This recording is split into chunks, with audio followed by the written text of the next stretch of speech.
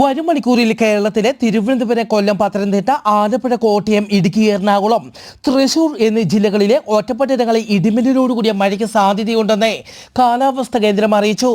കേരളത്തിൽ അതിശക്തമായ മഴയ്ക്ക് സാധ്യത. നാളെ തിരുവനന്തപുരം, കൊല്ലം, പത്തനംതിട്ട, ഇടുക്കി ജില്ലകളിൽ ഓറഞ്ച് അലർട്ട് പ്രഖ്യാപിച്ചു. നാളെ ആലപ്പുഴ, കോട്ടയം, എറണാകുളം, തൃശൂർ, പാലക്കാട്, മലപ്പുറം ജില്ലകളിൽ യെല്ലോ അലർട്ടും പ്രഖ്യാപിച്ചു. തെക്കുപടിഞ്ഞാറൻ ബംഗാൾ ഉൾക്കടലിൽ തെക്കൻ ശ്രീലങ്കൻ തീരത്തോട് ചേർന്ന് ചക്രവാത ചുഴി രൂപപ്പെട്ടു. കേരളത്തിൽ ഇന്നു മുതൽ വരുന്ന ചൊവ്വാഴ്ച വരെ ഇടിമിന്നലോടുകൂടിയ മഴയ്ക്കും ഒറ്റപ്പെട്ട സ്ഥലങ്ങളിൽ മണിക്കൂറിൽ 40 കിലോമീറ്റർ വരെ വേഗതയിൽ കാറ്റിനും സാധ്യത.